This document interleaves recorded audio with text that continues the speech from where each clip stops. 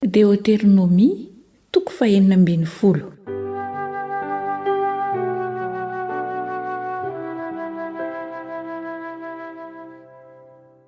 Ny amin'ny andro firavoravoana telo dia ny Paska sy ny Pentekosta ary ny Tabernakely.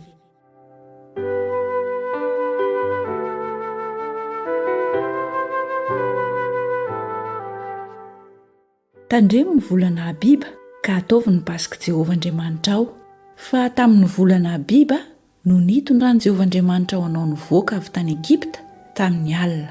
Ary vonoy ny Paskan'i Jehovah Andriamanitrao dia ondry, aman'osy sy omby eo amin'ny tany izay hofidin'i Jehovah ampitoerany ny anarany. Aza ny mofo misy masirasira no hohaninao aminy.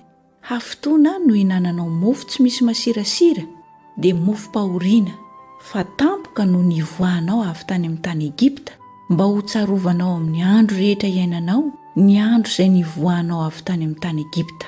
Ary aoka tsy hisy masirasira eo aminao ao anatin'ny fari-taninao rehetra hafitoana.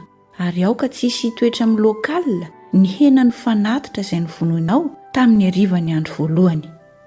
Tsy hisy azonao hamonoana ny Paska ny tanànanao rehetra izay omen'i Jehovah Andriamanitrao anao, fa eo amin'ny fitoerana izay hofidin'i Jehovah Andriamanitrao ampitoerany ny anarany no hamonoanao azy. Rehefa hariva tokony ho maty masoandro, dia tahaka ilay nivoahanao avy tany Egypta. Ary atsatsio amin'ny afo izy ka hano eo amin'ny tany izay hofidin'i Jehovah Andriamanitrao, ary miverena noho ny maraina ka mody any amin'ny lahinao. Henemana no hinananao mofo tsy misy masirasira, fa ny andro 17 dia fara-fivoriana ho an'i Jehovah Andriamanitrao, ka tsy hanao raharaha ianao amin'izany. Herinandro 7 no isainao ho anao, hatramin'ny andro iandohan'ny fijinjam-bary no hanisanao azy, ary mitandrema andro firavoravoana manarakaraka ireo herinandro ho an'i Jehovah Andriamanitrao, ka manatera fanahy-tsitrapo izay omenao arak'izay hitahiny Jehovah Andriamanitrao anao.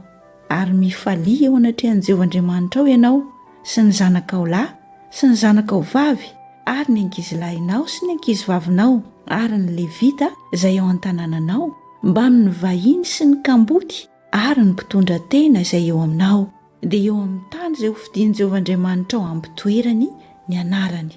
Ary tsarovy fa andevy tany Egypta ianao, ko Tandremo sy arao ireo didy ireo. Tandremo hafitoana ny andro firavoravoana fitoerana amin'ny trano ratsakazo, rehefa nangoninao ny avy amin'ny famolonao sy ny famiazanao. Ary mifalia amin'ny andro firavoravoanao ianao sy ny zanakao lahy sy ny zanakao vavy sy ny ankizilahinao sy ny ankizivavinao, ary ny levita mba amin'ny vahiny sy ny kamboty, ary ny mpitondra tena izay ao an-tanànanao. Hafitoana no hitandremanao andro firavoravoana ho an'i Jehovah Andriamanitrao eo amin'ny tany izay hofidin'i Jehovah, satria hitahanao Jehovah Andriamanitrao amin'ny vokatrao rehetra sy ny asan'ny tananao rehetra, ka dia hifaly tokoa ianao. Intelo isan-keritaona ny lehilahy rehetra aminao no hiseho eo anatrehan'i Jehovah Andriamanitrao eo amin'ny tany izay hofidiny, dia amin'ny andro firavoravoana fihinanana mofo tsy misy masirasira sy ny andro firavoravoana manarakaraka ireo herinandro, ary ny andro firavoravoana fitoerana amin'ny trano ratsakazo. Ary aoka tsy hisy eo foana tsy mitondra fanatitra eo anatrehan'i Jehovah, fa aoka samy anatitra izay zakany avy araka ny fitahian'i Jehovah Andriamanitrao izay omeny anao.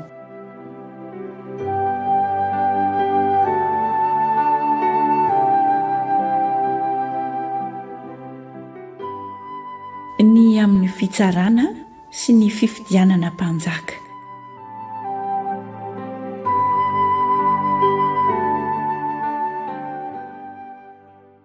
Mifidiana mpitsara sy mpifeo anao ao an-tanànanao rehetra izay omen'i Jehovah Andriamanitrao anao araka ny firenenao, dia hitsara ny olona amin'ny fitsarana marina ireo. Aza manao fitsarana miangatra, aza mizatavan'olona, ary aza mandray kolikoly, fa ny kolikoly mahajamba ny mason'ny endry ary mamadika ny tenin'ny marina. Ny marina dia marina no arahanao mba ho velona ianao ka handovan'ny tany izay omen'i Jehovah Andriamanitrao anao. Aza manangana hazo ho asera ho anao eo anilan'ny alitaran'i Jehovah Andriamanitrao izay ataonao anao. Ary aza manao tsangamato tsampo ho anao fa halan'i Jehovah Andriamanitrao izany.